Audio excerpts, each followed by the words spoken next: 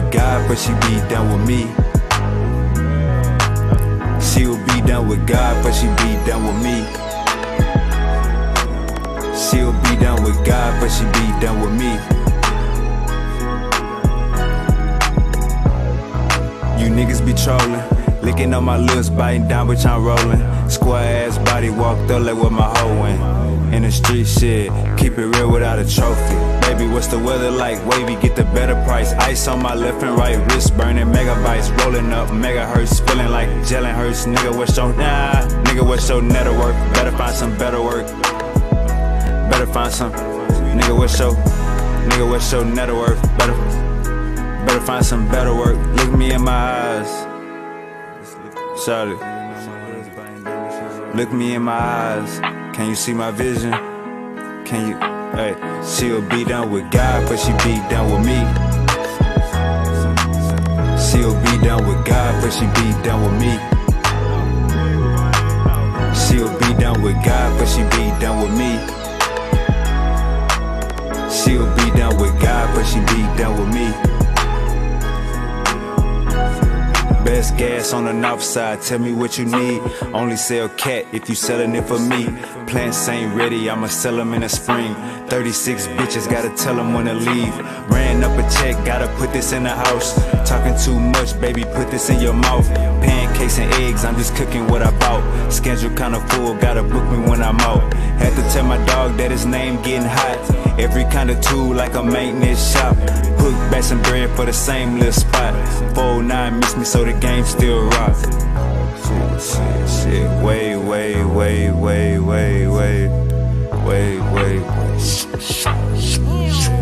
For me, she'll be down with God, but she be down with me.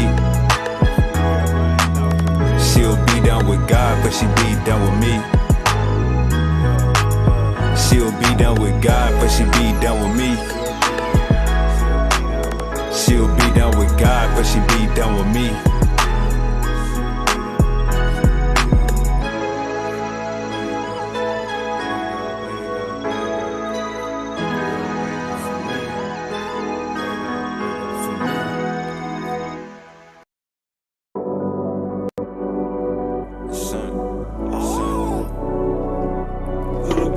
Don't even post it. She got a nigga, but don't even post it. Where you go? Son. She got a nigga, but don't even post it. I pull up with the runs and the potion. Niggas no shooter who keep me some motion. Put a play on a play on a play. Put a bay on a bay on a bay. Screaming free out my bodies upstate.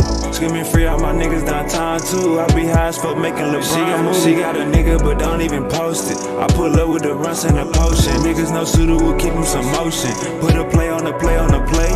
Put a bay on a bay on a bay. Screaming free out my bodies upstate. Screaming free out my bodies downtown too. I be high as fuck making LeBron moves. Shit be bad like in no time. Hit a C like it's go time. My bitches in the game like the old line. Hey, and when I come down, you get no shine. Scissors on the backseat like a little kid. Time been gone for a little minute. Ain't back and forth, I just post a pic with a bankroll, pounds in the mix. I can't parking like pimp. Hey, serving coffee shop him. Hey, got you walking around still. Hey, all that cash on him. Then put a bag on the cracker, but you put a bag on him. Hey, for black on black violence. Hey, let's go smash on them. I just paid my rent late on the block near Kimbe. Chopper got a little shake, hit the jerk like Benjay. Money calling me today, I'ma pick up every time. Bro just brought a whole bottle, gon' distribute every line. Shawty came with her ass like the city had dying. Wi-Fi around the trap, this shit like a airline. Shawty came with her ass like the city had dying. Wi-Fi around the trap, this shit like an airline. She got a nigga, but don't even post it. I pull up with the runs and the potion. Niggas no shooter who keep me some motion. Put a play on a play on a play. Put a bay on a bay on a bay. Screaming free out my bodies upstate. Screaming free out my niggas downtown too. I be high as fuck making LeBron moves. She got a nigga, but don't even post it. I pull up with the runs and the potion. Niggas no shooter who keep me some motion. Put a play on a play on a play. Put a bay on a bay on a bay.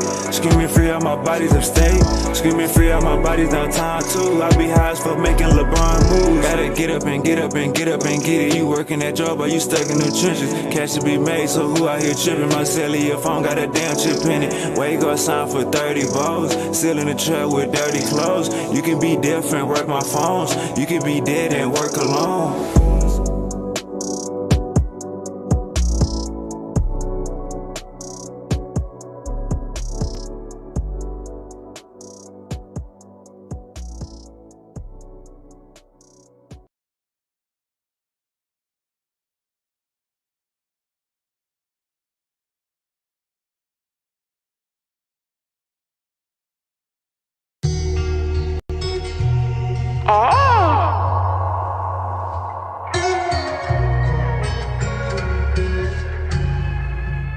I like that. Roller coaster at the stoplight, and it's not like flexing, flexing,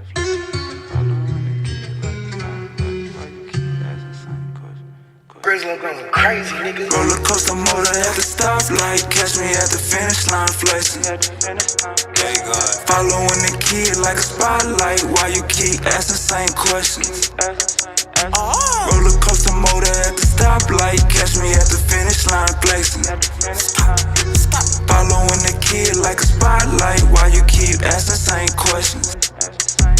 I remember going to school, never had the latest shoes. You was raised to make it cool, I was raised to make a move. We was playing with different bags, so I kept getting shitted on. It was motivation, telling myself stay patient. Package touchdown, gotta relocate it. If that body got took down, guess it was donated. Plug ain't from round town, but we both native. Yeah, sliding with my body, I got a Joe waiting. Can't let these hoes spend the night, ain't got no home training. Heard your damn mixtape, gave it a low rating. Yeah, streets reply, I look right in a Mercedes. Creep at night, the city lights going brave. She popping it like that is meant for, can't be no road and extendo. Bitch, I put me in the friend zone till she see me in the end zone. Hoes calling from other zip code, trapping hard, I need a flip phone. It's the new pack, the last one been gone. Coastal motor at the stoplight, catch me at the finish line, flexing. Following the kid like a spotlight, why you keep asking same questions? Roller coaster motor at the stoplight, catch me at the finish line, flexing. Following the kid like a spotlight, why you keep asking same questions? Stepping out cool, rock and roll my watch and shoes. They scream wave, ain't bring a pool. Mainstream think they scream my moves. Jack hit me up like gotta leave round 2. Know what's going on, man, you need it come through. I'm the neighborhood superintendent. Dogs in the den, got the cushion in the kitchen. Look here, baby, I'm on real time. Needle in the haystack, but still shine. Wave guard, grill gold like a face guard. I did a bid and tell them wait for it. Grill gold like a face guard. I did a bid and tell them wait, tell them. Roller coaster motor at the stoplight, catch me at the finish line, flex. Following the kid like a spotlight, why you keep asking same questions? Roller coaster motor.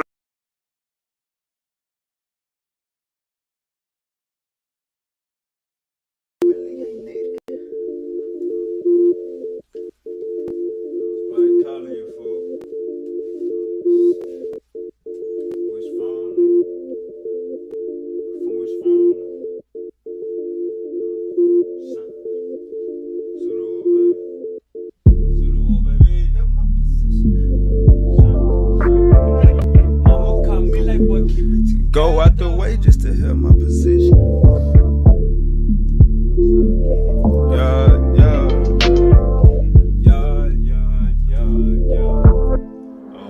Out this world Go out the way just to help my position. When I was broke, I just knew I would get it. That hate shit you want ain't no good for my spirit. It is what it is, I got tired of forgiving. Mouth full of ghost crackers smiling and glisten. Out with the old, my phone jumping this Wednesday. Knew I was special, just needed to listen. Lift up a latch and detaching the ceiling. Super Dushani, the motherfucking greatest. This my new rental, don't care, I drag racing. In your apartment, I'm popping the latest. Started finessing, so that's how we played it. Stepped in close, gotta write out my brothers. No competition, we shine with each other. So many nights had my mind in the gutter. Mama told me like, boy, keep it together. Link with a big booty freak, it's whatever. Bet like a ring, we ain't cutting, we wrestle. Call my connect, need a package of pressure. Mind on my money, you know how I'm stepping. Took your advice, but I really ain't need it. You in my presence, 1K, how you keep it? Act like a star so they don't treat me basic. Bills late, niggas start getting creative. Go out the way just to help my position. When I was broke, I just knew I would get it. That hate shit you want ain't no good for my spirit. It is what it is, I got tired of forgiving. Mouth full of ghost crackers smiling and glisten. Out with the my phone jumping this Wednesday. Knew I was special, just needed to listen. Lift up a latch and detaching the ceiling. Super Dushani, the motherfucking greatest. This my new rental, don't care, I drag race it. In your apartment, I'm popping the latest. Started finessing, so that's how we played it.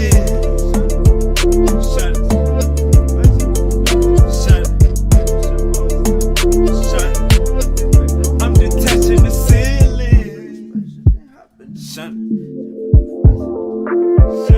I'm full of ghosts while it's shining and glisten. Talking my language, I'm tired of forgiving. Mouth full of ghost crackers smiling and glisten. Out with the old, my phone jumping this Wednesday.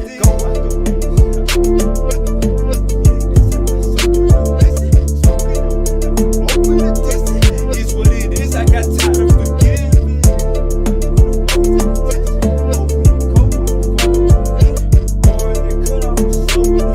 It is what it is, I get it in a minute. I'll call you back in a minute. Too busy chasing blue engine.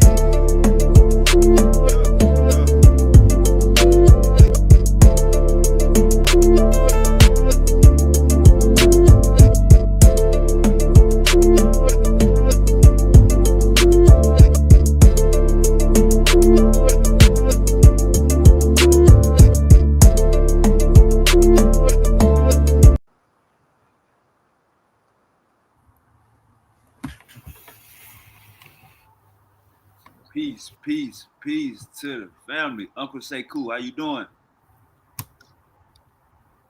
I'm all right, man. I'm trying to find somewhere with better lighting and also make my background not too sure. So I kind of, is it blurry or is showing? Because I tried to make it blurry. Yeah, I think it's blurry right now. Okay. I don't know if I should go to the office upstairs with more light. Let me try that and see. Nah, we see you good. It's good lighting right here. Really? Yes, sir. Okay. It's good All lighting right. right here. Man, let's go and get the introductions. Uncle Sekou, can you tell the people where you from? Can you tell the people what you do? You know what I'm saying? How people know you, how people can get in contact with you, and all of that. Are we live already? Yes, sir. Oh, okay. I mean, sorry, take my. I want. Nah, you good, you good. Yeah. Hey, peace to the family. Today's show, African Spirituality. We got Uncle Sekou in the building. Man, y'all know what time it is, man. Like, share, and subscribe. Tell a friend, tell a friend. All right, you got it, Uncle. Yes. Peace and blessings to the family. My name is Sekou Kelleh.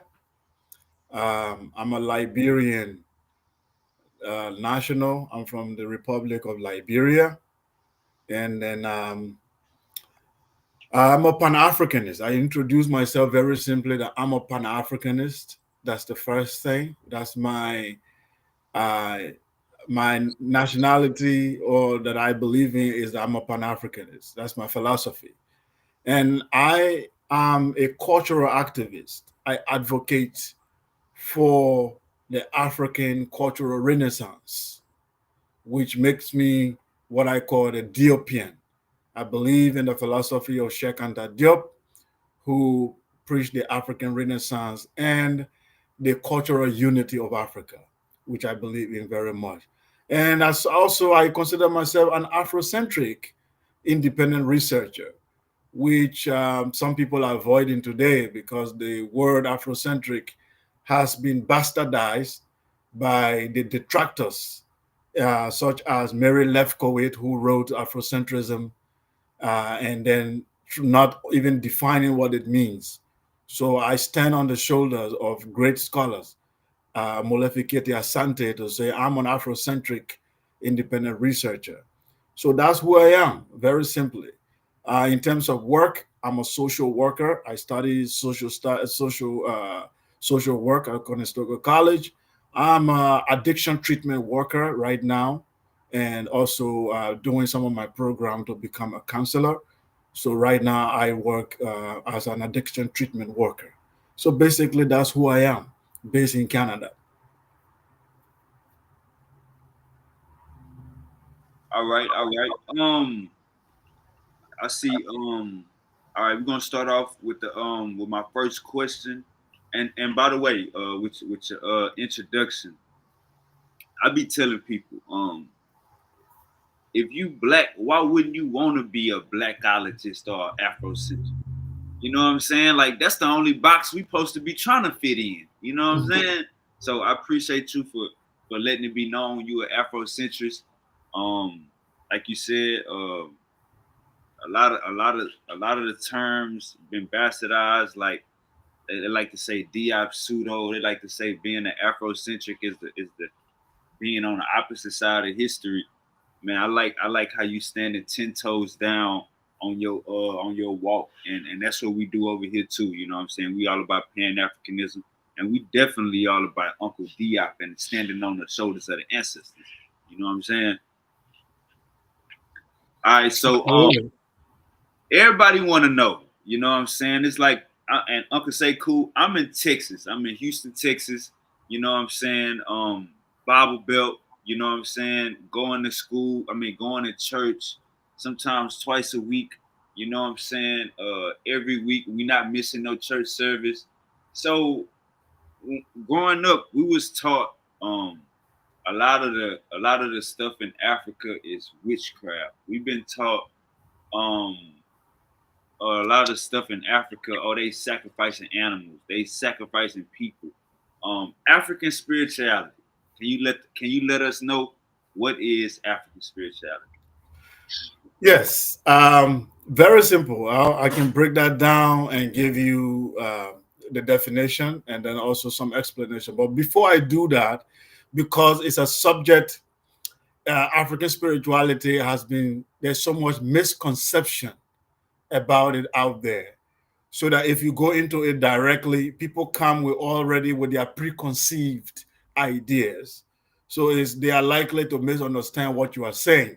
So for that reason, I like to give you a background understanding, lay down the argument for you to first understand it, decolonize your mind first, clean it up with all the insanity. I take out the wazungu out of your head, then give you a real pure mind, then before you start to understand what I'm even saying. So to do that, I begin with what I call the chronology of human history and civilization, the chronology of spiritual thinking, the chronology of human evolution. Very, very important. So to go very quickly, I'm not dealing with a biological or anthropological subject here. Let's deal with the issue of the philosophical question. Who are we? Where did we come from? What is our purpose on this planet? And where do we go after we die? The very first human who became conscious of themselves on this planet, that's the question they ask themselves. And this question is called a perennial question. It's a question that you don't just have a quick answer to, because it's a very in-depth question. It's an existential question. Who are we? Where did we come from? What is our purpose on this planet? And where do we go? What is our ultimate destiny as the human race, or as living things on this planet? That question has been asked by every people. And for some reason, some people think the Japanese provided answer to that question and formed their Shintoism. The Jewish form answer to this question and found their Jewish religion, and the same thing for Islam and the Arab. And for some reason, the oldest people on the planet, which are Black Africans, for some reason, some people are saying we didn't find answers or we never bothered to answer those questions. No, we did. You are just not looking properly. Because the answer to those questions is the foundation of civilization. The answer to those perennial questions is the foundation of morality, is the foundation of your understanding of life. Even civilization were built based on the answers that were given to these questions. And we are saying that Africans, they provide answer to these questions, and what the process of answering those questions is what we call the African wisdom tradition, which we now call African spirituality. Because the word spirituality, we are actually using modern term to make people understand what we are saying. But basically, when we talk about African spirituality, we are saying the African wisdom tradition. This wisdom tradition, how did they explain the meaning of life? Because the ultimate goal of spirituality is to explain the meaning of your existence. Because the meaning of life is very crucial. It is the meaning of life that make you wake up every morning to know to do what you're doing, that give you hope to live, that give you understanding how to treat a human being, that guide your morality, that even make you to act in certain way towards people. If you have a materialistic worldview, you are likely to treat people as prophets and treat human being as capital. If you are a person who does not believe in and have any spiritual guidance, you are likely to see human beings as commodities. That's why your spirituality is very, very important. So I'm just laying down the background to make you understand that African ancestors at that point in human history, they did realize that they needed to answer these questions, and they did. And we are going to find that out. Now, to go into the subject, I need to do what I call decolonize your understanding of spirituality and religion, to decolonize your understanding. So the first thing I want to do in order to decolonize your mind is to tell you, first of all, that you are what I call a citizen of the earth. Consider yourself for a minute. Like right now, you are a citizen of the United States or you are a citizen of any country. What does that mean to be a citizen? When you are a citizen, you have privileges and you have responsibility. The privileges you enjoy in your country is that you are equal to all citizens. That's the first thing. You have that right as any other citizen. Then you have privileges and you have responsibilities as a citizen. Picture yourself as the same way on this earth. As Black people, we are not second-class citizens to any other human race. We are equal citizens on this planet, which means we have equal right to ask questions about the divine, to interact with the Creator without any other group of people telling us how to do that. The Arabs have no right, no divine right or authority to say he will guide Black people towards God or Allah. That's taking away our citizenship as citizens of this earth. We should have a direct connection to our Creator because we have the same equal right as the Arab, the Jew, the European. That's the first thing I want you to know. Claim your right as the citizen of this earth, that you have the divine right to question and to know. Two, you have to understand what they call the pre-Western mode of thought on the African continent. Before the European arrived, before the Arabs arrived, did Africans think? Yeah, they did. Did they have a system of civilization, writing, kings, spiritual system where they guide people? Yes, they did. The first civilization, one of the oldest or the oldest in the world, ancient Egypt, the foundation of human civilization. Some will argue Sumer, but Egypt have left behind some of the greatest intellectual material than any other civilization. It's on the African continent. The Kushites on the African continent. In fact, some of the writings of the Kushites is yet to be deciphered. They left a lot of writing that we don't even read them today. The great pharaohs of Nubia. Let's go to Mwene Mutapa in the Southern African area. Great civilization. Let's go to Wagadu Empire of West Africa. Great civilization. Let's go to Benin. Great civilization. Then before we come even to Mali. These were not people who were just living around chasing deer. This is builders of civilization. So it's important for you to have that background understanding. You can't build a civilization if you don't have a spiritual understanding or how to guide your people. You use technology, science, knowledge. You need to have some of those in place in order to build a civilization. And we did that for centuries. We did that on this planet Earth. 2, you have to understand that there was something called colonialism and slavery that happened to the great African people, which we call some of our ancestor scholars call the Ma'afa, the great terroristic disaster which has happened to our people.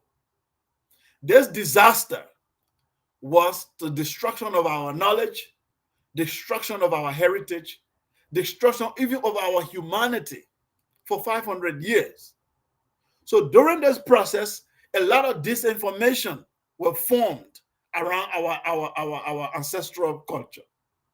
So the so-called witchcraft, so-called primitive African, so-called primitive Negro were all invented during this period to rob us of our intellectual property and our actual contribution to the world. This is a fact. If I were to find evidence of our contribution, they create some type of theory. Oh, it was some Hamites. They create some type of theory that make you blur, give you a blurry understanding of Black people contribution. They will say, oh, it was multicultural and multiracial. Where they find Black civilization, they were saying, well, they were olive color, they were brown and black. They create all type of confusion just not to say Black. Preach. Okay. Even the African contribution in the Middle East, the Black contribution in Middle Eastern culture, everything has been watered down and muddied down just for you not to get the understanding. So I need you to know that we are facing this disaster, which is Eurocentrism, white supremacy, which has dominated this earth for 500 years and has distorted the information. And they pursue to clarify that information of African people is what some people are calling African center or Afrocentrism, which has been misunderstood by many people. Now, what is African spirituality? It's what everybody wants to know. Having given you all this background, I want you to know that whenever you mention African spirituality and people want to have understanding, they come with the Islamic mind. They come with a Christian mind. They come with a mindset that already have with the preconceived ideas. Oh, who is your prophet? What is your holy book? Who is your savior? Well, must everybody have those type of boxes, or those type of standard that you set? You don't have to set those standards to understand other people's culture. You have to come with an open mind to understand what do these people believe and what is their system of belief. So I will give you my simple understanding of what African spirituality is. African spirituality, I write here, is the understanding, very important, the word understanding, the understanding and belief that humans and all of existence are part of a greater divine being. I'll take that.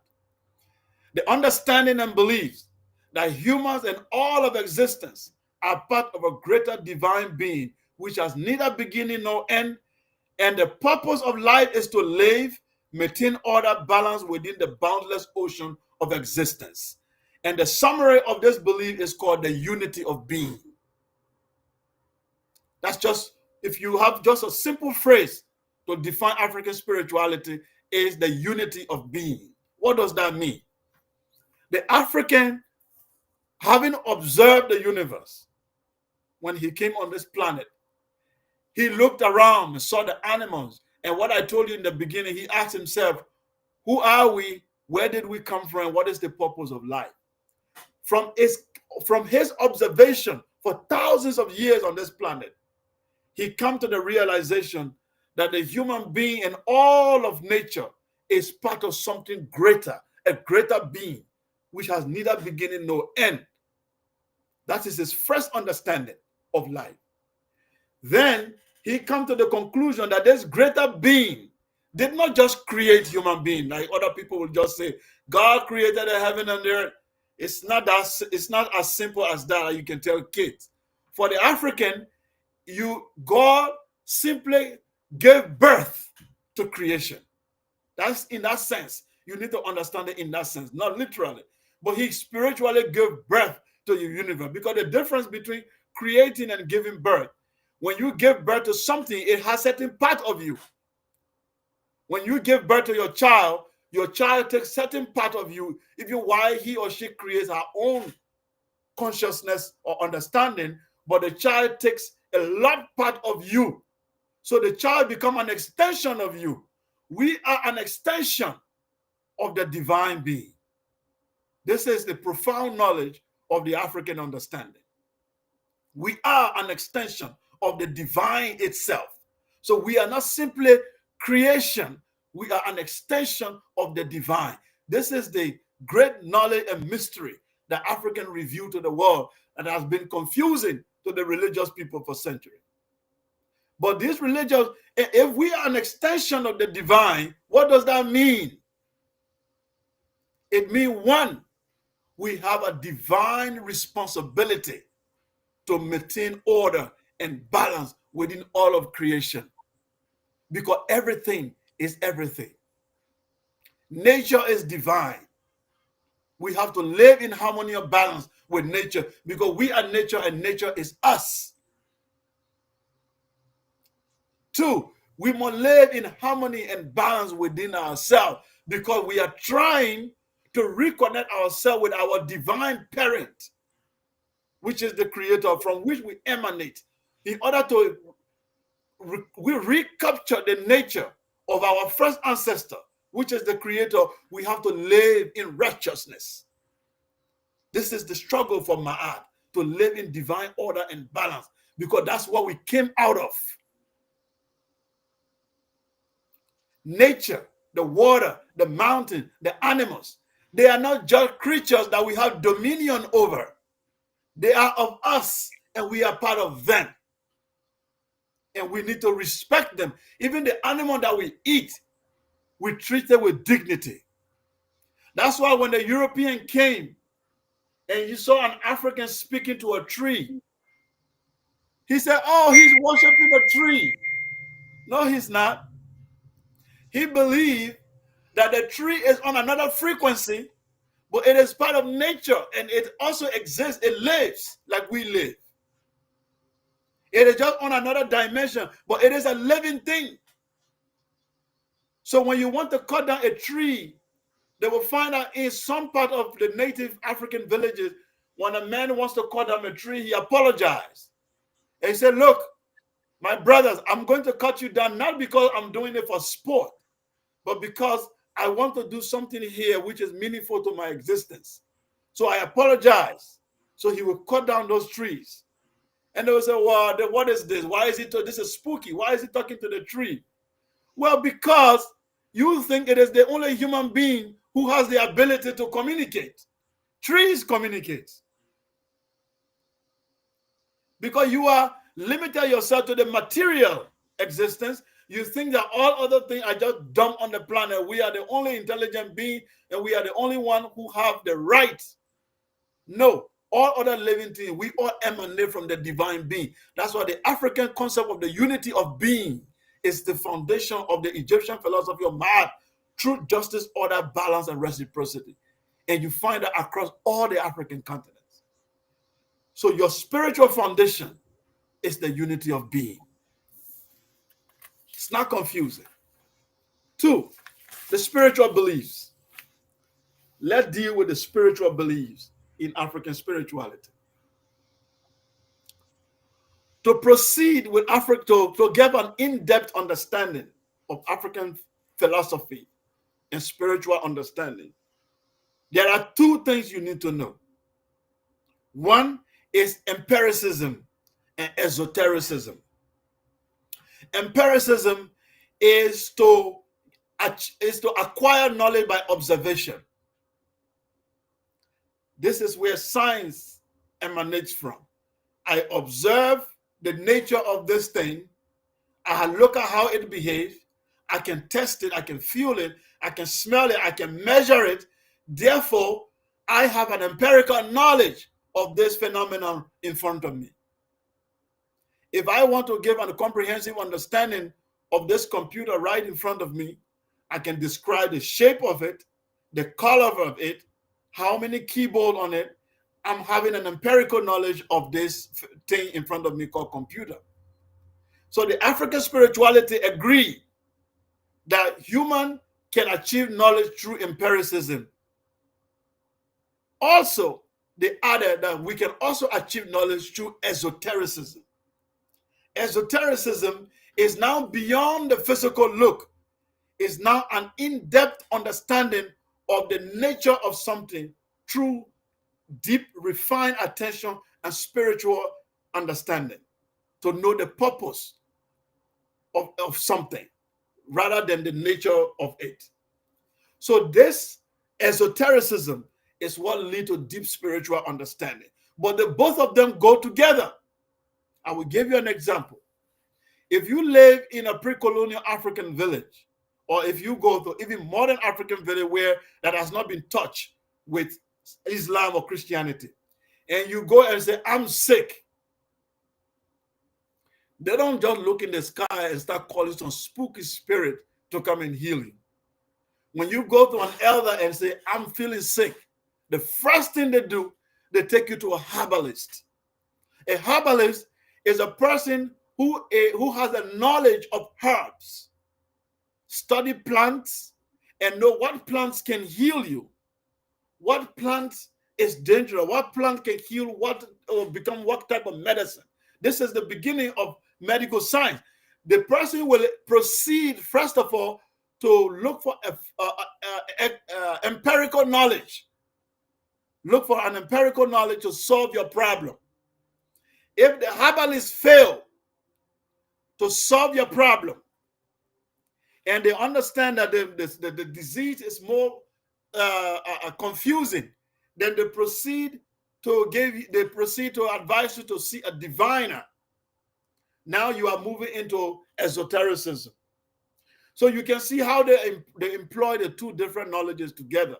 Why it's also okay to meet a spiritual leader to do a divine for you, to find spiritual solution for you. There are also people with practical knowledge who are able to heal you. So if you are into African spirituality, you have to proceed with both knowledge of empiricism and esoteric understanding. That is why a spiritual person in African spirituality cannot be against science. No. In fact, science becomes your property. Science becomes another arm, one of your pillars that you should stand on, while your spirituality become a complementary to it. This is how our ancestors moved with it. They never make that distinction and say, now I'm spiritual, therefore I have nothing to do with science. No. Or now I'm scientific, I have nothing to do with spirituality. Well, you are still confused. So esotericism and empiricism are important pillars in African spiritual knowledge that you must proceed with. It is interesting to know that in African spirituality, one of the main fundamental beliefs is the immortality of the soul. Immortality of the soul. The Greeks, who were the first European to read and write, arguably, they are the one who gave us this knowledge, this testimony in the book written by Herodotus, book 2, in the book called The Histories. Herodotus writes the Egyptians, Plutoi, were the first to conclude that humans have an immortal soul. Nobody else. The Jewish were not the first. The Christian Bible was not the first. The Quran was not the first to conclude that the human being have an immortal soul. This was African. How did we come by that conclusion? Because for us, because we say we proceed from a divine being that has always been in existence and that has neither beginning nor end. So death is an illusion. Death is the return into eternity. So every death is a new beginning, is a rebirth. So there is no ending in life. There is an ending to physical life, but there is no ending to existence. So we return into eternity to exist on another dimension. So life is a continuity. It has no end. This is the way the ancestors, that's why the concept of ancestors become important in African spirituality. For the African, the ancestors have just moved to another dimension. They become a guide for we that are on this physical plane. Their legacy become a guide. Their spiritual guidance become a guide. We speak to them as if they are right in front of us. Because it's a question of dimension. A baby, take a baby in the womb of the mother. This baby is not aware of your skyscrapers. Even while the mom is driving in the car, this baby have no idea that he or she is in the womb of a woman who driving a car in a city or going to a club or going to a church. That baby is in another dimension in that womb. He or she has no idea. For the baby, life ends in that womb. This is the mystery of life. The baby eats in that womb, but the baby have no idea that mom has to eat before he eats. There is a mom who is eating before that baby eats. The baby has no idea. The mom drinks, the baby drinks. But for the baby, this is just a perfect life. He or she is in an apartment. Everything works. There is light there. There's food there. There's ventilation. The baby is living normal life. Then, boom, the baby is, after 9 months, they find themselves on another dimension. And the baby start crying and say, where am I? What the hell is going on? I'm dead. I was somewhere in my apartment. What the hell? So, what the hell? Preach. The baby has moved into a new dimension. This baby said, oh my God, I was somewhere else. Then the baby lost it. After a few years, the baby lose their entire memory of in the womb. None of us here can remember what we did in the womb. We have no idea. It's a blackout. This is the mystery of existence. None of us, we were all in the womb. We were former citizens of the womb. But now we can't describe our former home. We don't know how it looked like, except we look at it. So think about death in that way. Those people we accompany to the grave, for us, my dead father, my dead mom is lying down right in for me. But the consciousness in the African esoteric knowledge does not cease to exist. Because there was nothingness, never existed. There is no such thing as nothingness. There has always been the divine consciousness, and that divine consciousness gave birth to us.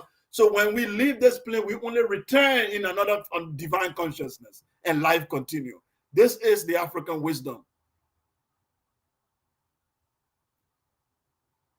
All right. Uncle Sekou, man, you took the ball. And you ran all the way to the touchdown, Uncle Sekou.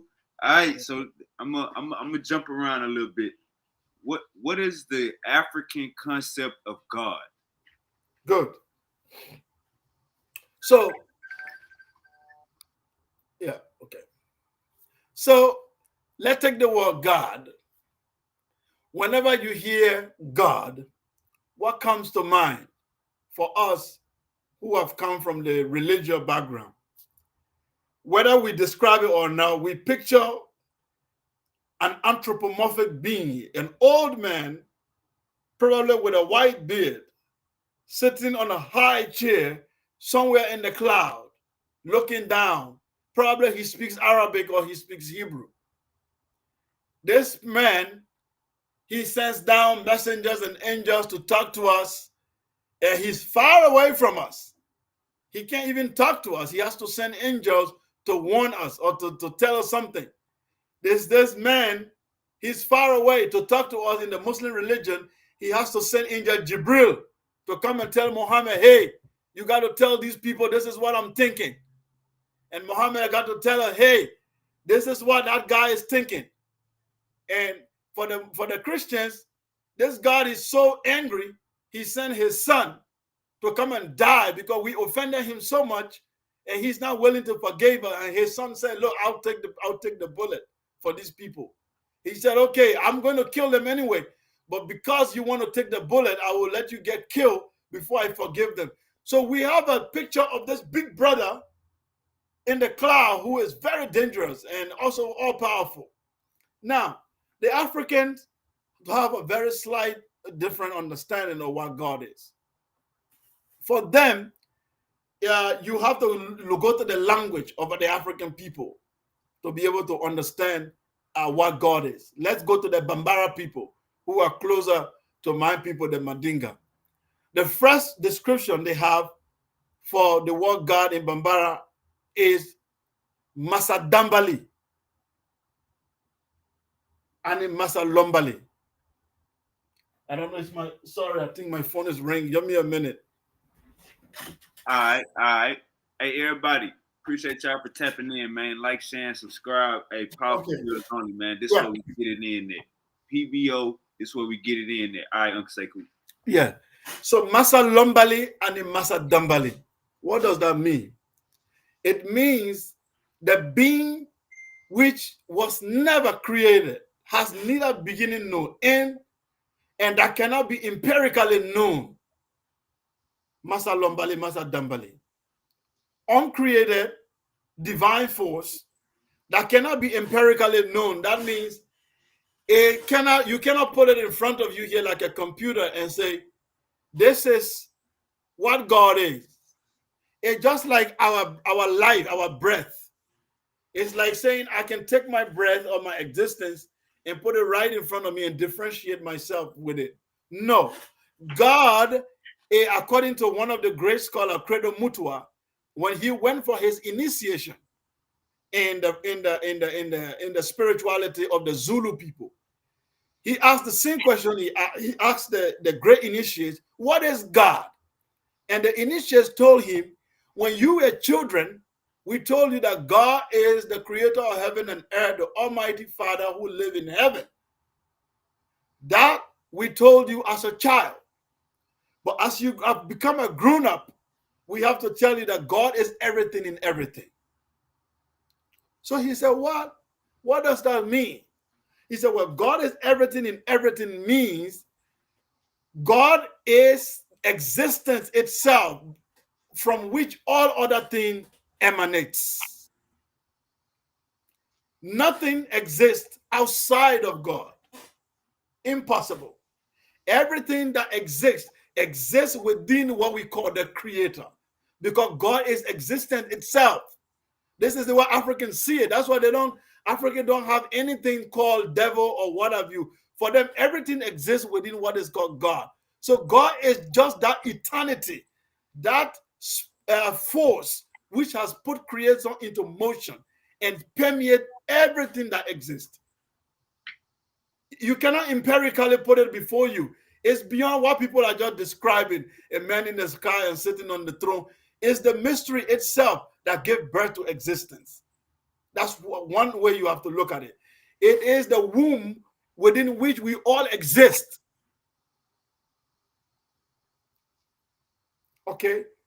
One of the greatest Islamic scholars, Ibn Arabi, who came with a theory which is closer to African spirituality, he said his understanding of Allah is different from the way Muslims are portraying it.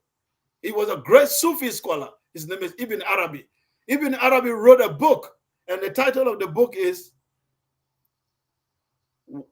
Wahda al-wujud, the unity of being. So for Ibn Arabi, everything that exists is only trying to what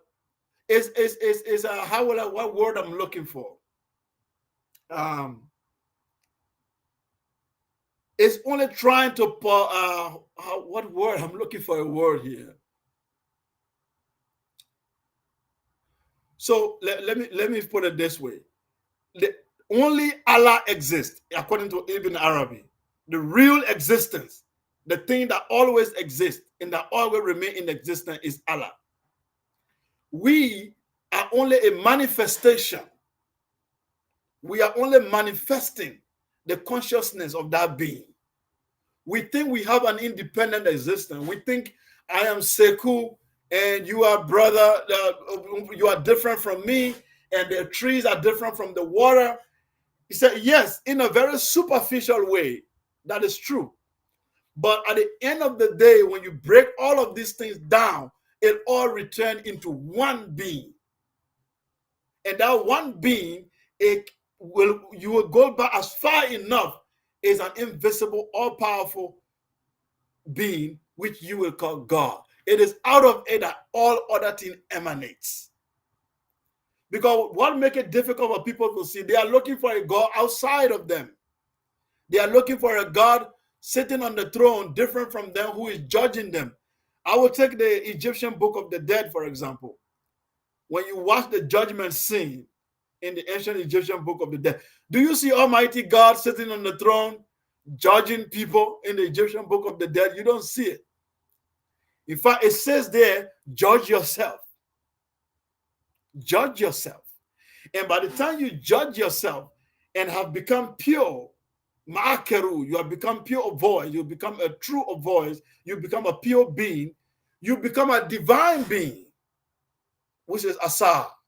You become Asa. Asa, who is the personification of righteousness and good in the principles of God. So there is no Almighty God sitting on the throne somewhere is going to sit down and judge you and punish you. God is, the mystery of God is more greater than that.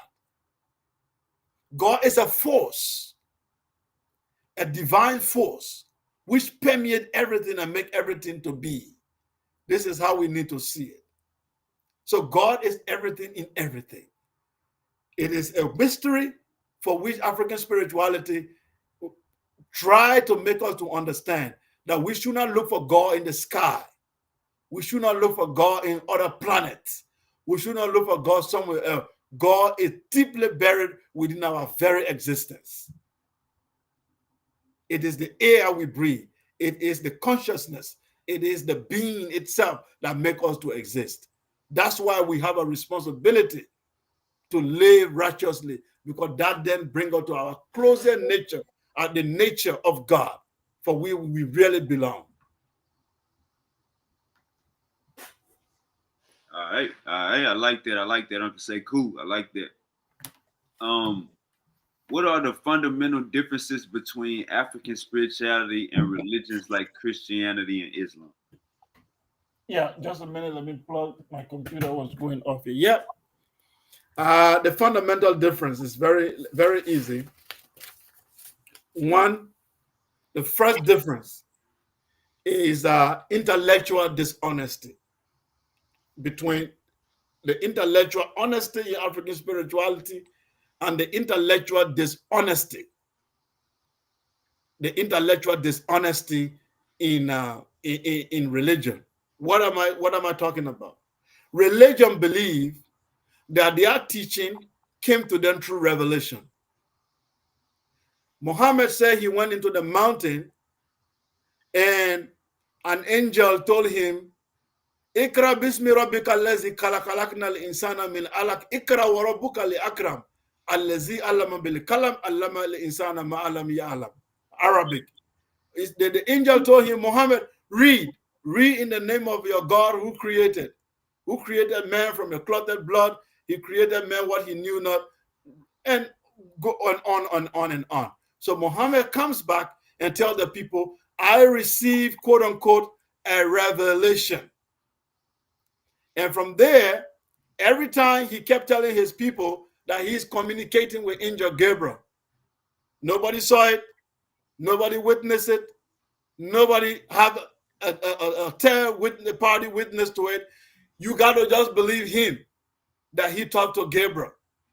So your entire faith lies on the fact that Muhammad spoke to Gabriel. So if Muhammad did not speak to Gabriel, your faith is in vain, your belief is in vain. Christianity. They believe that Paul had a revelation on his way to Damascus and he saw Jesus in the sky. Nobody saw it. Nobody witnessed it. If Paul did not see Jesus on his way to Damascus in the sky, your faith is in vain, your belief is in vain.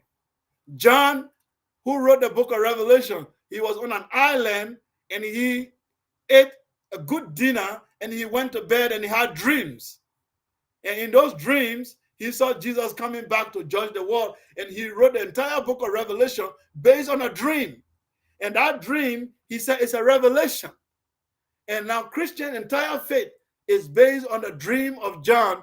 And if John did not really have that dream, then their faith is in vain. What am I saying here? I'm saying that the claim of revelation in religion is not found in African spirituality. African elders were intellectually honest.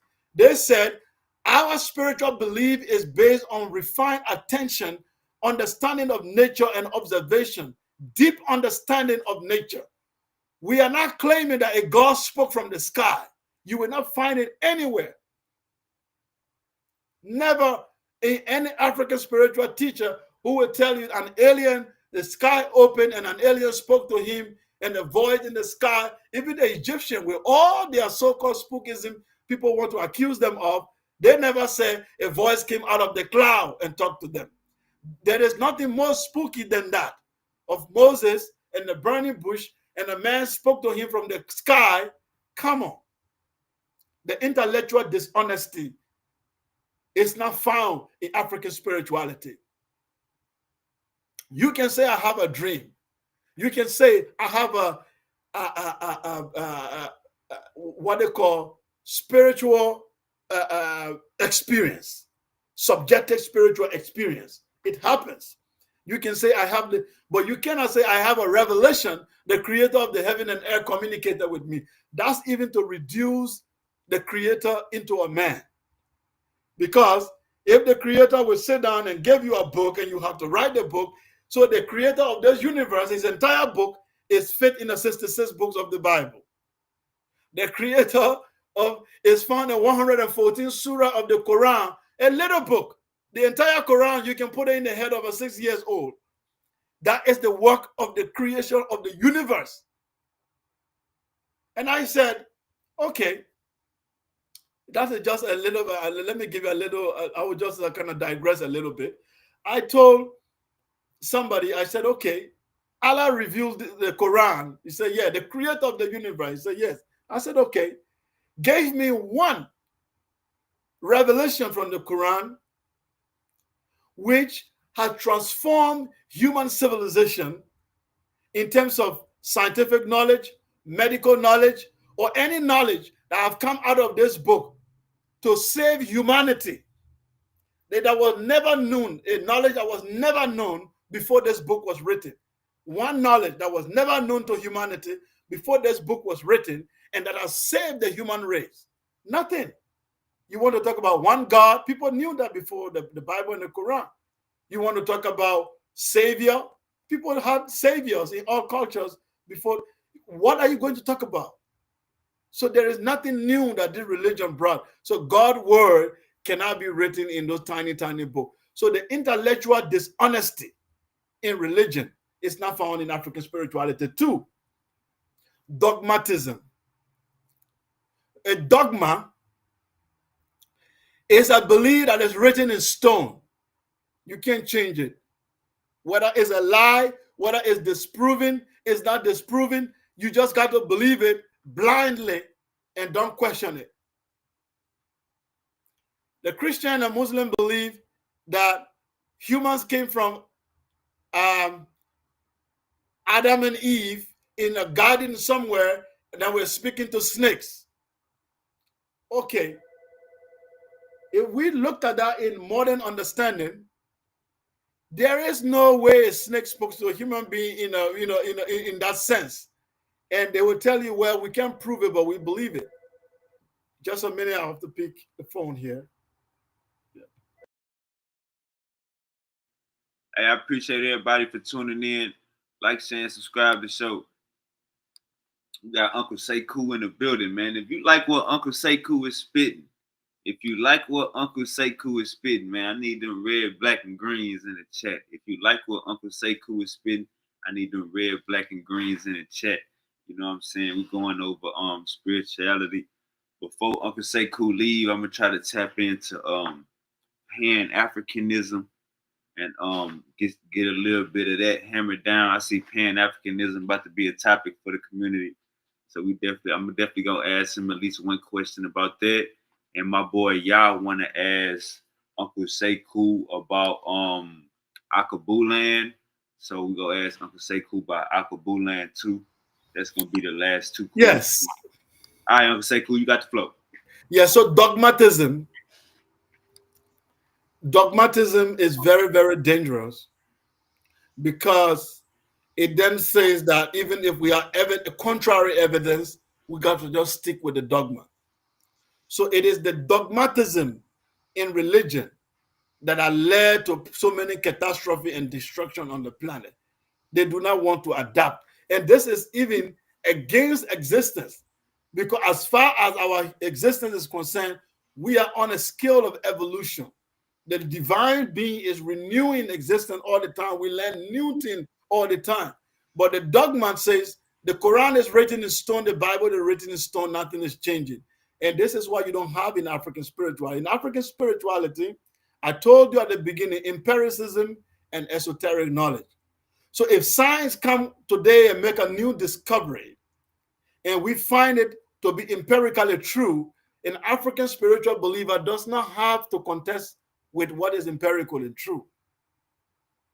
When evolution, the theory of evolution was born, it was evident that humans, we culturally and even biologically, we evolve over time. I know it's a controversial subject in many cycles. Not the evolution that some people look at like from monkeys. No, not that. But at least to some extent, the human type has evolved over time. The Bible believers had to fight against science. Even genetically, where it was proven also that all humans evolved out of Africa, the religious people had to fight that. Because for them, people have to come out of Middle East. Okay? So they had to fight that because it's the dogma. They don't want to go away with it. This is the same thing happening in Islamic religion where you have the terrorism going on. They do not want to adapt to new understanding. They want to stick to what they believe. And this is not how spirituality should be about seeking. Seeking to know. Seeking to understand.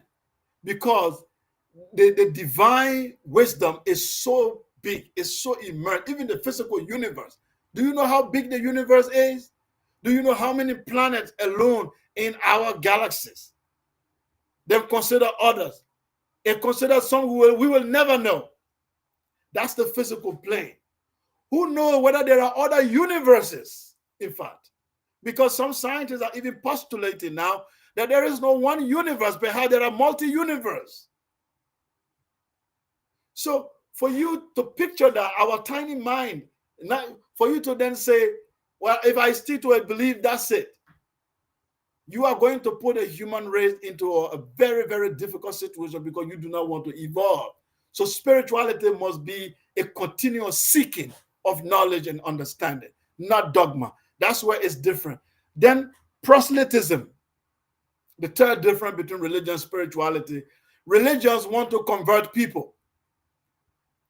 They preach the universal brotherhood, which is fake, and they go around building political empires to convert people.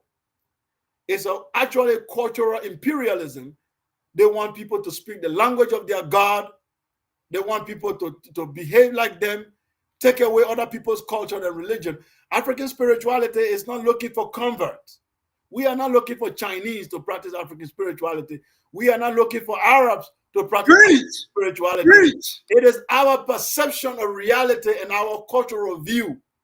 We are not looking for Chinese to come into our African temple. No. Because the understanding that the universal brotherhood must only be based on truth, justice, and order and respect for each other. We are not asking you to see our divine understanding like the way you have yours. Because as far as African spirituality is concerned, the divine being in which we all belong is going to treat every human the same way, whether you believe or you don't believe. It is immaterial. The sun shines on you whether you are a believer or non-believer. The rain falls on you whether you are a believer or non-believer. Death happens to you whether you are a believer or non-believer. We all get sick. We all go through reincarnation. It doesn't matter whether you believe in African spirituality or not. If you are righteous, you get the benefit of righteousness. For Christian, your righteousness is in vain. You must first be Christian for God to count your righteousness. That is imperialism. In Islam, a righteous non-Muslim is considered evil, while an evil Muslim is considered righteous. This is really, really backward knowledge that you have to see. A Muslim who is going around killing people, and you that is not killing people, you are righteous, you help human beings. A Muslim will consider that Muslim killer to be more righteous than you. This is the reverse psychology of religion. The self-righteousness. Their evil is considered righteousness, and your righteousness is considered evil. This is the way they tweak and twist your mind. For us, righteousness is universal. A righteous Chinese do not need to practice African spirituality. He can practice his ancestral culture as long as he is righteous. The righteous benefit will go to him. Why? Because in the African spiritual worldview, the good will always defeat evil. It doesn't matter how long. Good will always triumph. In all culture, the good will always triumph. So we don't need you to join. I hear people say, no, we are looking for converts. We are not looking for converts. If you are an African, we are just saying this is your intellectual property. Pick it up. Pick it up because it belongs to you. It guides your morality, it guides your spirituality. And I'm telling you, I work here with a lot of European people and African people. And we had a meeting not long ago. It's called Cycle Talk, where people talk in cycle. So there were Indians, there were Africans there were Chinese people, and Europeans. So everybody go and then they speak about their beliefs. You pick up something and then you talk about what you believe. So every African there, when they pick up something, they will say that I'm a Christian, I'm a Muslim, I'm this. So when I pick it up, I say I'm just an African. I'm neither Christian nor Muslim. I became the center of attention. Because for the European, he was like, what? Who is this black guy? You must either be a Muslim, a Christian, or atheist. You have to belong in one of the boxes that our European intellectual created. How can you escape all these boxes? So the European is panicking. Then the Africans, they were like, what? This brother must be a rebel. Why is he not Christian or Muslim? Is he one of us? So they are all confused. But yet, I became a short-term celebrity right there, and all of them were coming to me to ask, what is your belief? And I said, anytime you inherit your natural being, your natural ancestral culture, you become a center of attraction. Anytime you embrace your originality and become yourself, you become more powerful in the eyes of the other, because nothing in its true nature can be defeated. Imagine a lion trying to become like an antelope. Imagine how that lion is going to look like. It's going to be an ass-weak lion. Okay? Imagine a tiger trying to behave like a zebra. It's not going to make it. So you got to be who you. A Chinese is respected because he speaks his Chinese language, he practices his Chinese culture, and he has Chinese understanding.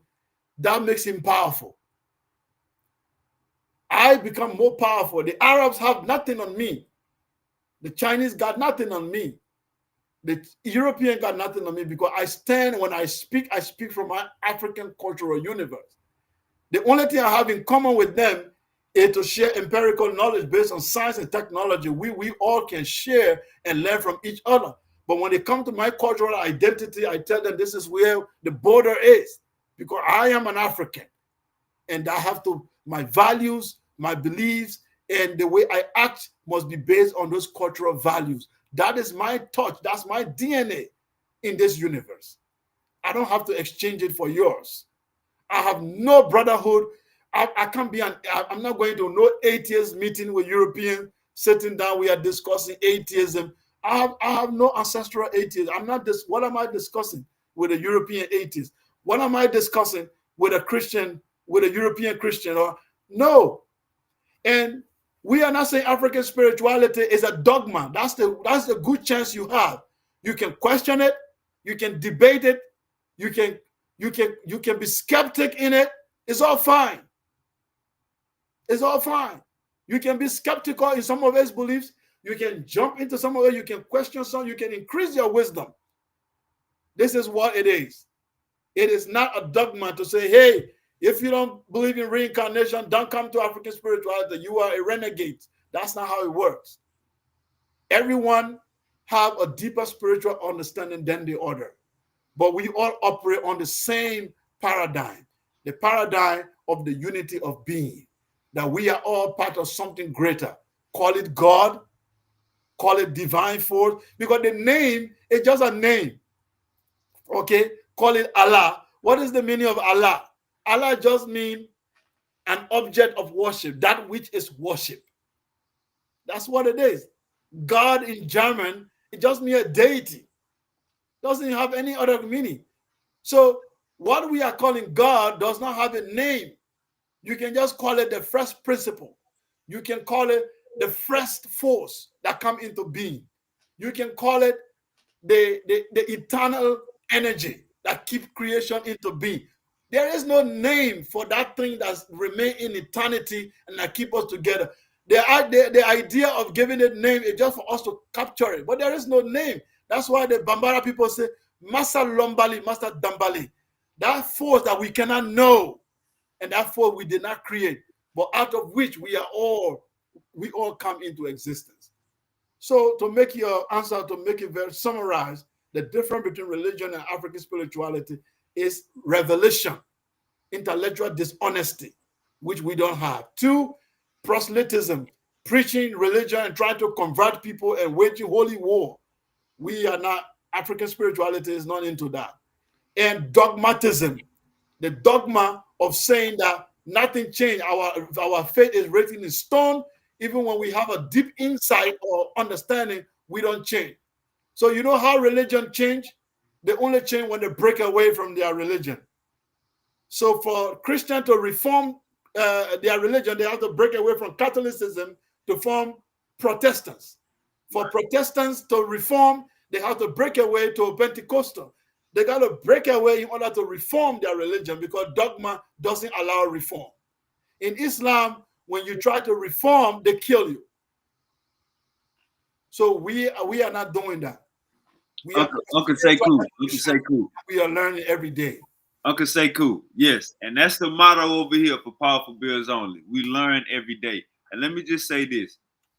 If hitting the question out of a ballpark, when we talk about ballpark, we talk about a baseball field, baseball stadium.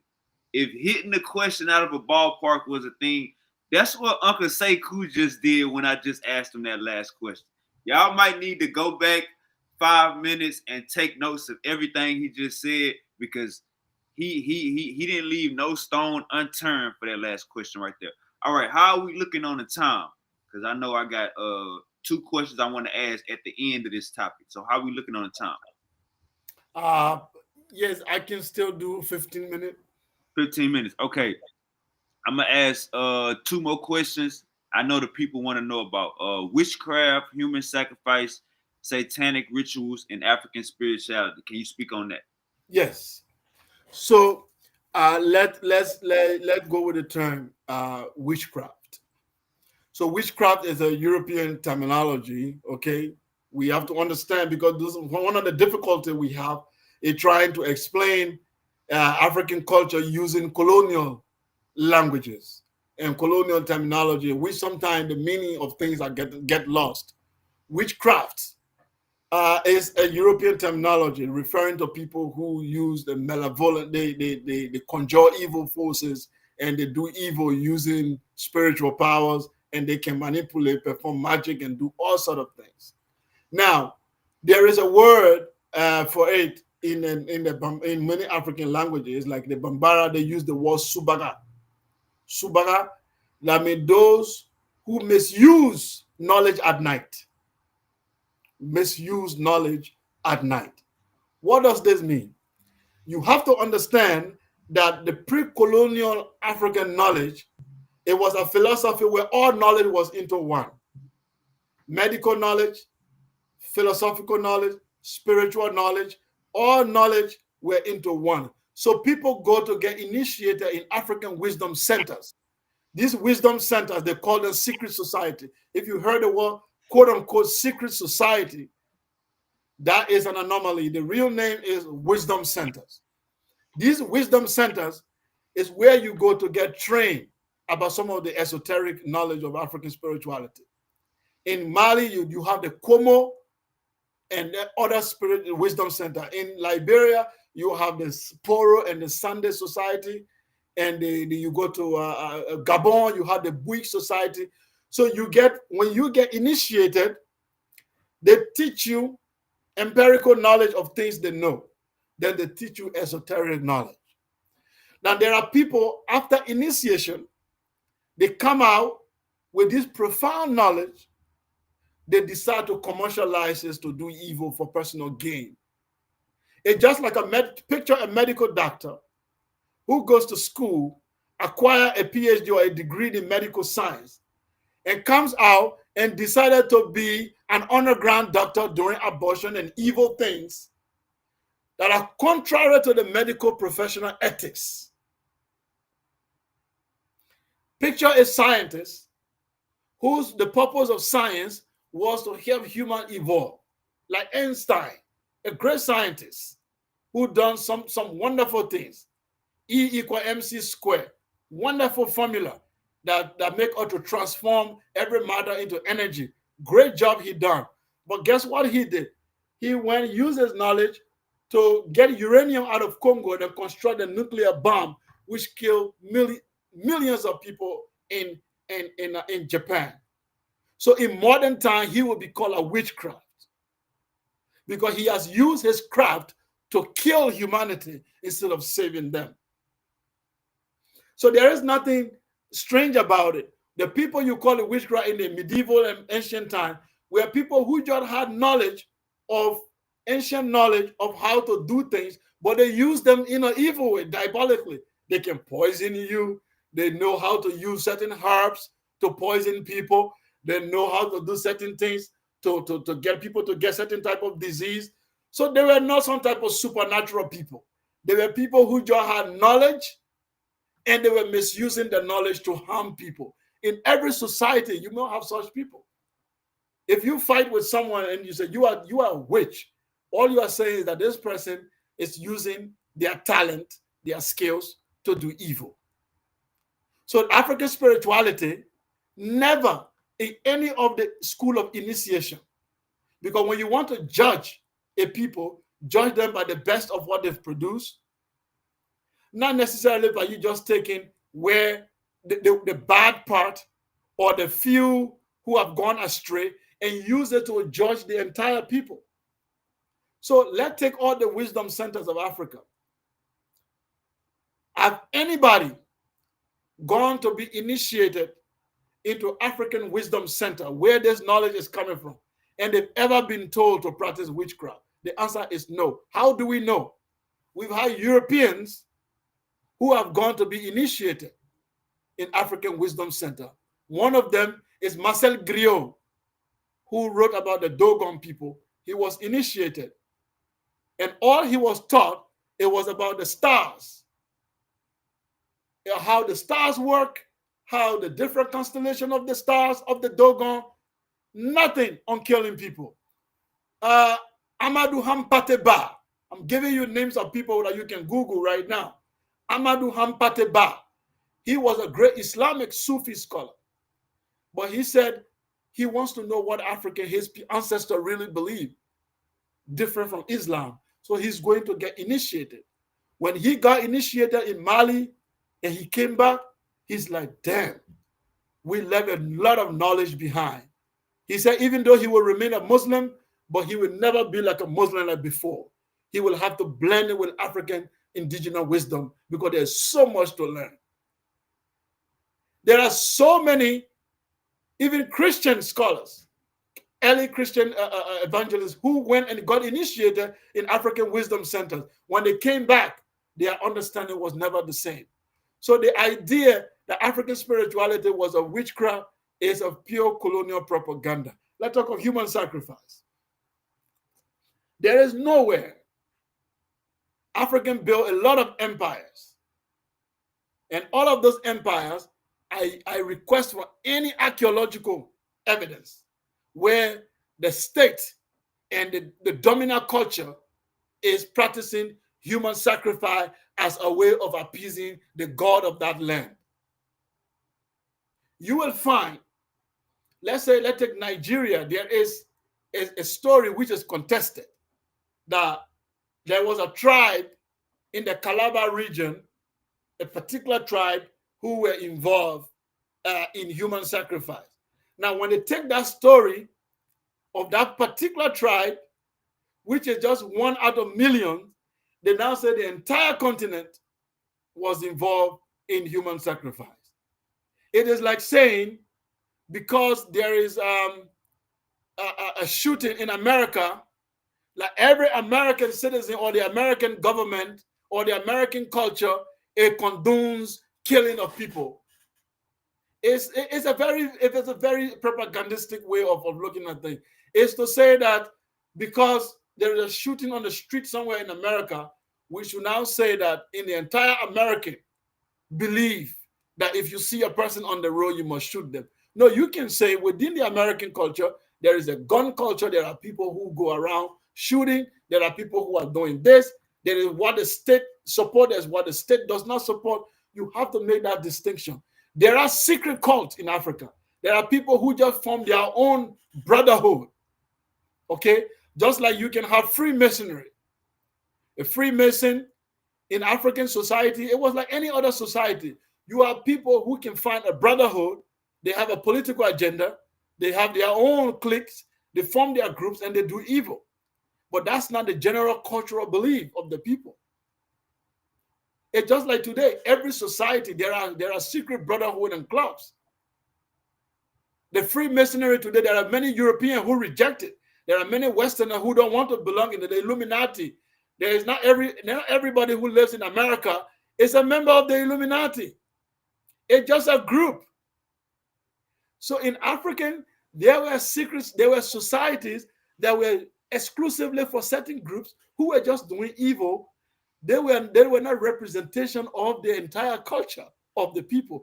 If you want to prove that the entire culture believe it, then you need to show where the entire society was involved in human sacrifice. I bet you can show one kingdom from ancient Egypt to West Africa where the king of the land and the entire people have an altar like you have in Mexico doing human sacrifice. It doesn't exist. I challenge anyone to produce that. Uncle Sekou, that's powerful. That's powerful right there. All right, we got 3 more questions because I know we short on time. We got 3 more questions. All right, my first question: Pan-Africanism. Is it dead? 2025 Pan-Africanism. Is it a scam? How you feel about it? Yes. So Pan-Africanism is well and alive, and Pan-Africanism is the future. It's not in the past. It's in fact the future. The destiny of Black people rely on 3 fundamental things. One is the integration of Black people. 2 is African solidarity. and 3, African cultural renaissance. And all these 3 things are expressed in Pan-Africanism. Pan-Africanism is a political union of African people, a common goal with common agenda to form a political bloc in the global system that is going around today. Because the entire global system was based on our oppression, was created against us, was created against us while exploiting us. For 500 years, whether you are on the continent or you were taken away, we were all subjected to white supremacy, exploitation, capitalism, which has destroyed us for hundreds of years. Pan-Africanism is trying to say, those of us who are descendants of African people and those who are continental Africans, as well as those who are descendants of African people, should stand in solidarity to each other. Political solidarity, economic solidarity, and cultural solidarity in order to have a greater destiny. It is for our common good, common purpose, and common good.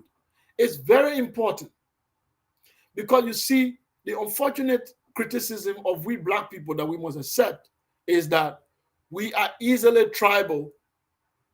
We like to cling to our little tribal group other than the looking at our general African or global African personality. Our common tribal group is a way of escaping the reality we are facing. Oh, I'm African American, I'm Ado, I'm FBA, escaping the larger debate you want to clinch into you don't want to involve in because the struggle is too big. I just want to stick to my tribe. It's not just in African American alone. You go on the continent, the Africans are, I'm Igbo, I'm Yoruba, I'm Hausa, because you don't want to engage in the global African struggle. The truth is, when you travel outside the continent, they don't give a damn whether you are African American. They don't give a damn that you are from Caribbean. They don't give a damn that you are from Africa. If anywhere I, Sekou, will be humiliated and killed because of my phenotype and my skin color, you will likely not be saved there. I'll repeat that. Anywhere I, Sekou, will be harmed because of my phenotype and my skin color, you are likely not to be saved in that same area. That means then we have a common struggle, a common destiny, and we must identify that and be able to work together for our common interest. The sooner we understand that, the better for us. All other people on the planet are doing it, and we are trying to avoid it for 500 years, and it's messing with us. Let's take America, for example. Uncle Sekou, that's powerful. That's powerful right there. We're gonna leave it right there because that's powerful. People need to clip that and take notes. All right. Next I want to ask you about Alkebulan. Do you know anything about Alkebulan? Somebody told me to ask you about Alkebulan. Yeah, so there is this debate out there about the original name of Africa. There are people who argue that the word Africa comes from Leo Africanus, who happened to be a European, Italian. Some argue that he was not African, who was in the Roman army, whatever, who later captured with North Africa. And from his name, they named the continent of Africa. Now, the problem with that is that this individual has his real name before he was named Africanus. His name was not that originally. And 2, we don't find people in Italy, there is no generation of people calling themselves Africanus. So if it is a common name, we will find, for example, Americo de Vespucci.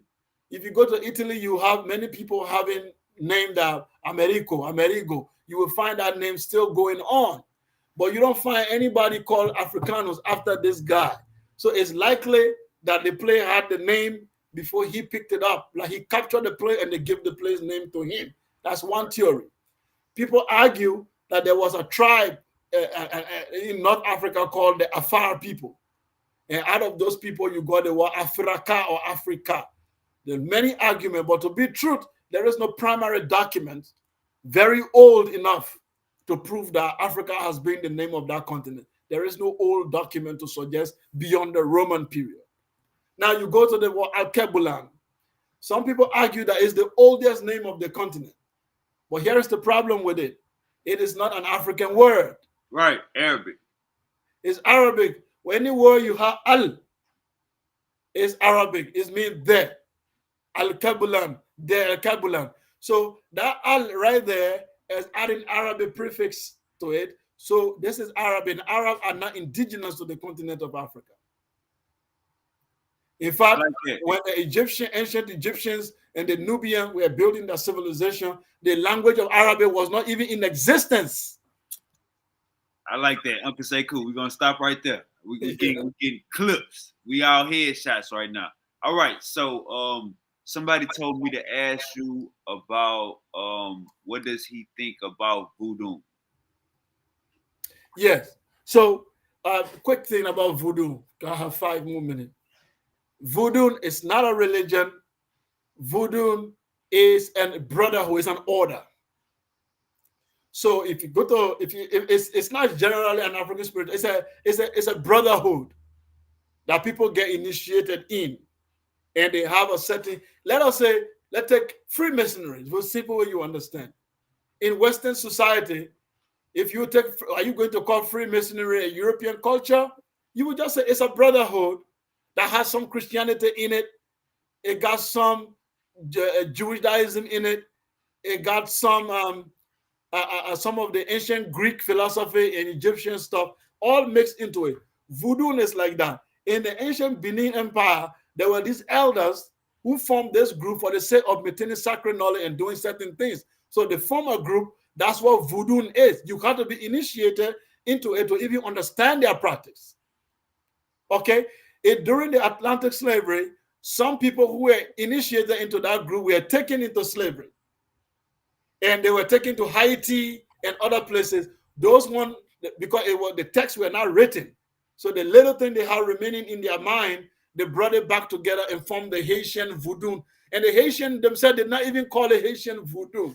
It was the people who look at it from outside began to call it Haitian voodoo because it looks similar to what you find. So these are closed society. These are groups and societies who were forming their own thing. Africa is like that. If you and I agree right now, let's say, for example, you are a hunter or you are a fisherman and I'm a fisherman, and 3, 4, 5 of us are fishermen. You know what? We're going to form our brotherhood. And we're going to have our clique, our club, our fishing secrets, and how we do things. Nobody's going to know. And I'm going to share, I have a knowledge how to catch fish. And I'm going to share with you guys. Then from there, we develop a lot of theory. Not everybody in our country is part of that club. This is our thing. So voodoo is like the country club, like a golf club. It's voodoo a club, like yeah. A gun club. Know what I'm saying? Exactly. A motorcycle club. Exactly. Now they want to make it as some type of a national philosophy for all black people must be voodoo. It's a club. Are you part of the voodoo club? No, don't talk. Just learn about it, and then that's it.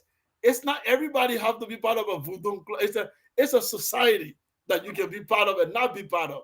In fact, if there's nowhere you will read in the history of Benin that people were moving around and say my religion is voodoo, you will never see that. Uncle Sekou, man, I know we pressed for time.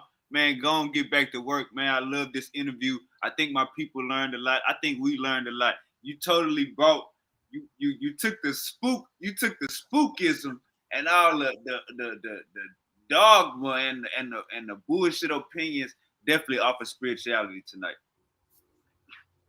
Peace and blessing, brother. It was an honor for me, for you to invite me. Thank you. Time to time, we will talk on more. We will, and I would like to collaborate with you because I want to start my channel to do book review, but I am not very much good in the digital stuff. So I will kind of like pair with you to get my channel set up. So because I have a lot of these books that I want to put out there for people to read on African spirituality and all that for people to acquaint themselves. So my channel will be mostly to book review. So Yeah, I would like to pair with you to get some understanding to set up my channel. I'm And with also, you. I can come time to time. For there's a book that came out. An Egyptian Arab guy wrote a book against Afrocentrism. I want to do a book review and break it down and destroy it.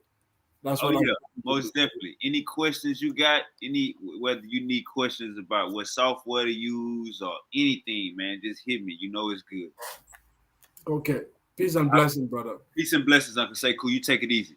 Yeah. All Take right, care. man. I hope everybody love the show, man. Like, share, and subscribe.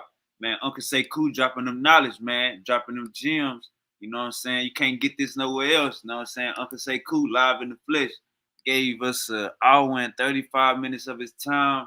And he right back on the JOB. So, man, shout out to Uncle Sekou, man. This is what we talking about, you know what I'm saying? We learning every day, you know what I'm saying? Getting the information out. Shout out to the Paradigm Shift. Shout out to Uncle DMG. Shout out to both the Craigs. Hey man, say man, when you got, as I was telling Uncle DMG yesterday, man, we feeding the people. When you got two debates, you know what I'm saying, going on YouTube, you know what I'm saying. Let's be honest. We in a motherfucking recession. Our people not on vacation in Paris. Our people not on vacation in Rome. You know what I'm saying? Our people is at the crib trying to make a way. You know what I'm saying? So what other perfect thing to do than to build their mind up, you know what I'm saying, on some news they can use, on some information that they can attain and non-compensation. You know what I'm saying? But yeah, I think I just made that word up right there. But yeah, I just dropped the link. You know what I'm saying? Anybody want to pop in? Let's get up in here. Let's chop it up this Sunday. Happy birthday to my little sister Brianna. Happy Mother's Day to all the queens. If you tired of wearing bullshit, if you tired of wearing shirts that just say shirt, if you tired of wearing jackets that just say jacket on it, if you tired of wearing pants that just say pants on it, and we got these exotic packs, got everything you need, man. If you're tired of wearing clothes that just say clothes, if you're tired of going to Walmart and copying what's on a rack, the shirt is called the shirt. You know what I'm saying? Come holler at Pine Club and we're gonna get you together. All right. Let's see. What else I wanted to go to? What else? Man, shout out to Uncle Sekou coming in. Okay. Let me get to these chats. Let me get to the chat. That's what I need to do. I need to be getting to the chat. I wasn't able to catch all of it. Okay, Uncle Indigenous says, you going to hell for rigging them debates, Super Wavy. Uncle Indigenous, I just want to let you know, you know what I'm saying, when somebody get caught with their hand in the cookie jar, or if somebody lose, that's their first excuse right here. You know what I'm saying? So maybe you getting, like Donald Trump say, maybe you getting fake news. I think you're getting fake news, brother. You put an LOL right there, so I'm guessing you was just playing. But okay.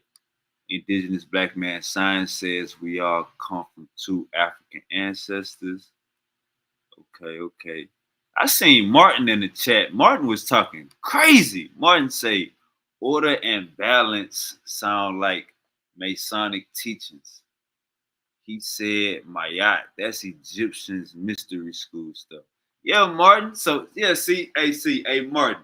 When you fuck with powerful bills only, we're gonna teach you about Africa. You know what I'm saying? We're gonna teach you about everything that we was on.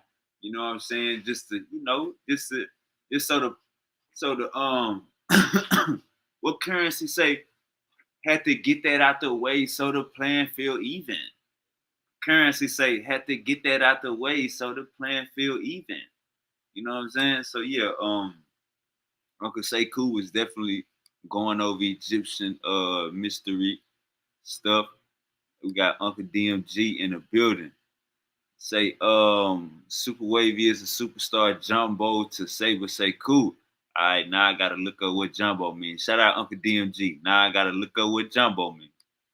All right, Indigenous Black Man said mummies prove it, retainers to facts.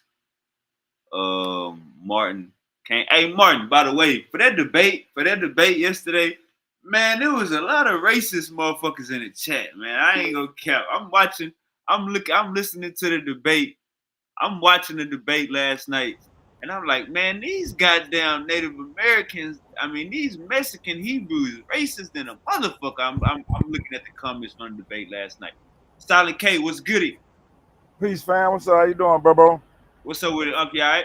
Yes, sir, man. I wanted to catch Sekou while he was up here, man. I wanted to, ask him what's his outlook on Burkina Faso and Ibrahim Traore, man. Did he leave oh yeah, you hip to that? Yeah, I ain't seen none of these Black Power, cats talk about Ibrahim Traore, man. You got like a YouTube tag on Sekou so I can find his channel. He don't got a channel yet, but his Facebook is let me get his Facebook.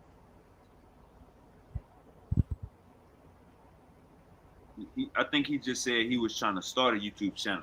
His Yeah, Facebook is Kelleh, like how you see Kelleh right there, and yeah. then Sar Ra. So Kelleh SAR and Ra. Okay, okay. Yeah, All right. that's how I had got in touch with him on Facebook. But I could just Silent K. I could tell you right now, when he start that YouTube channel, man, he gonna be busting shit down.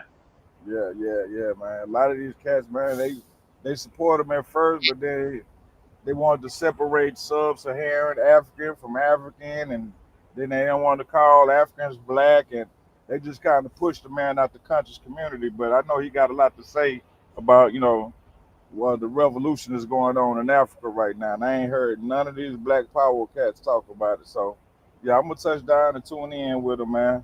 I appreciate that, Super Wavy, man. Hey, let me ask you, how you feel about what's going on with Burkina Faso and Abraham Traore? And do you think that we need to protect him? You know what? That's a topic, man, that I think some of your top debaters need to touch on, man. Should we be in support of Ibrahim Traore, or does it affect us in America, black Americans? Me personally, us being 13% of the population, I think we do need somebody to be in alliance with. You know what I mean? What's better than the motherland? You feel me, bro? Yeah. So that'll be a good topic, man. Hey, when I be talking to some people, you know what I'm saying? They be I don't think that they be understanding that. Like America, this is white man's land. You know what I'm saying? Like we got kidnapped over here. Like Yep. when I be seeing niggas, oh, I got a 401k. Oh yeah, I'm gonna retire. I'm gonna work here for 30 years and retire from here. Oh, I'm gonna settle down with one wife and have kids, and we're gonna have a picket fence and all that. Like, man, you niggas thinking like they are white people. Yeah, You that's niggas think individual. That's you thinking as an individual. You ain't thinking as a diaspora. You thinking about one deep. But yeah, I'm doing good by myself. You know what I'm saying? A lot of us doing good on our own, but we talk about for the future generations to come, for us to be a reckoning force and on a global force, on a global stage. You know what I'm saying? So in order for us to be a powerhouse on a global stage, yeah, I think we need to be behind Ibrahim Traore and protect him. You see what I'm saying? So yeah, it'll be a good topic, man, for people to start debating, considering the fact that a lot of these cats say they full blood Indians. Nigga tell you he a full blood Cherokee Indian. You know what I'm saying? Tell you nigga he aboriginal to this soil. He come from America. They Pan Americans. You know what I'm saying? So uh, we need to go ahead and set the stage, and start excluding some of these cats, man. You a full blood Indian? Well, get out the way while we talk about this Black Power then. You know what I'm saying? So that's where I'm at with it, man. You know what I'm talking about? I got one more question. Yes, Um, sir. we've been hearing about coups going on out there in Burkina Yeah. Faso. So Hmm. if we get some, and we've been hearing it's been coming from U.S. So if we get some concrete evidence, like let's say before this month over with, it's an attack on his life, and we find out America did it. How should Black Americans respond? I mean, I got to protect myself. I could say some things, but I don't want to incite, you know what I'm saying, a coup.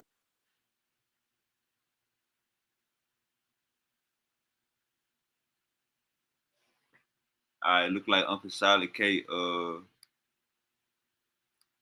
like Uncle Solid K had froze up on it.